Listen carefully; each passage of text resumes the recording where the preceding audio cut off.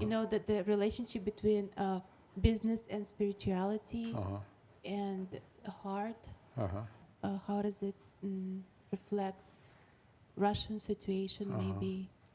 Internationally. I think internationally, I was very touched by your process. I think internationally, business and especially big business has become like a scapegoat.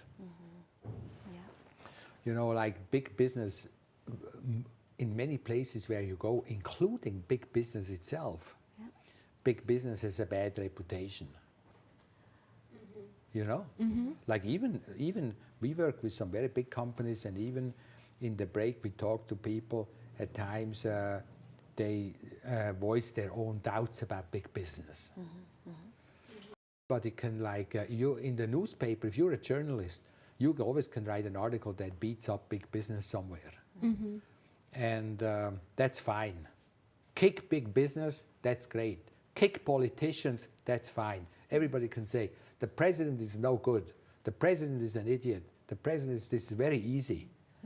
And I thought her work was beautiful to realize that actually the people that work in big business are human beings, and they get hurt by that. The people who work in the government, the politicians, regardless of how they appear in public, there's a human being in there that has a heart and that also goes to sleep. And we should learn to have our differences without that we sort of like down or humiliate whole groups of people because we don't agree with certain practices that they have. So I really loved what she said. I think like we all should, in my mind, if I was a tyrant, I would say everybody should do two things. One, if you don't like big business, you should realize how are you big business yourself. A lot of us individuals actually behave like big business. We don't value our own creativity enough. We don't value our free time enough. We worry constantly about our success. So we actually are acting like big business in our little personal lives. No, people complain. I haven't been seen important enough, or I have not been valued enough as an individual. Like a big business, we all we can think of is our own status. Or we worry a lot about money. And then we say big business is greedy. All they can think about is money. So understanding we're big business, and then the other thing is to remember politics, political parties, big business has human beings in there. And for them also, love and feelings are important. I feel often bad about business leaders and political leaders. Everybody in the press thinks it's fine, you can trash them and you can... And then you complain if they start to make laws where you say you cannot talk badly about me in the press. It's not just because they're terrible leaders, it's also because the press has just used to take a bat and hit the leaders. That's fine.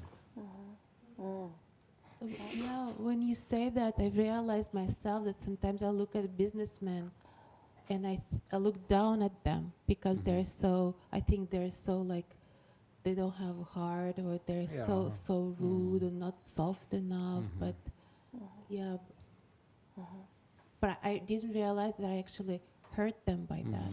Yeah.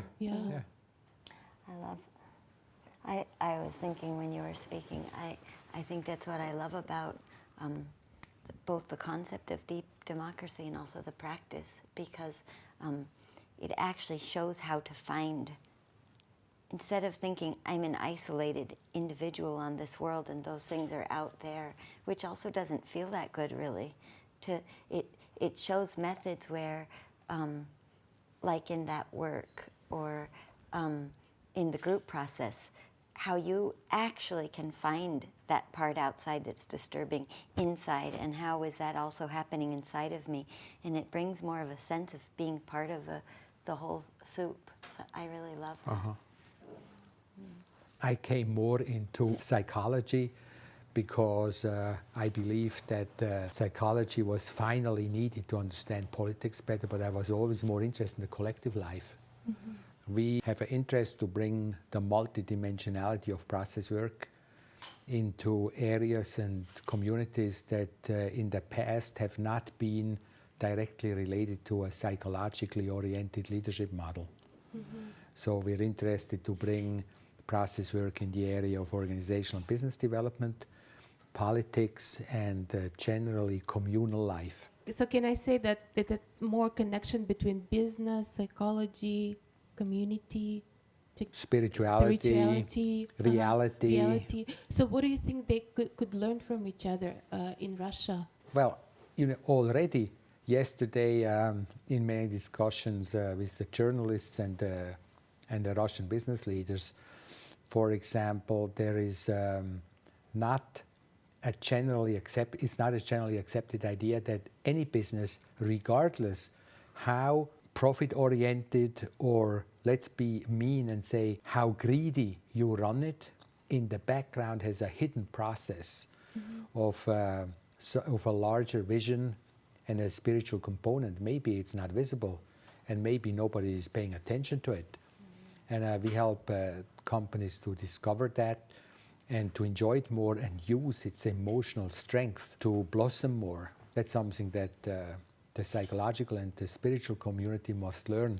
Business needs to learn and understand that the government, even if at times it looks like it's complicated, has a role in the overall theater of a national development, and that these are people with human hearts in the government that are at times in difficult positions, and that all of these roles need more relationships. So we want to facilitate more of these relationships. So everybody has to learn that they are entangled with each other, and that nobody is only right. Or we should put it this way, everybody is only right, and how can all these various perspectives of being right relate more to each other?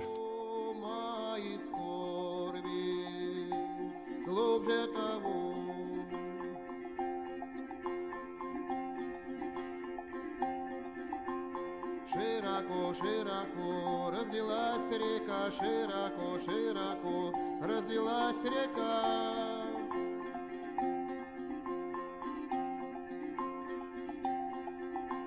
Широко, широко разбрелись луга, широко.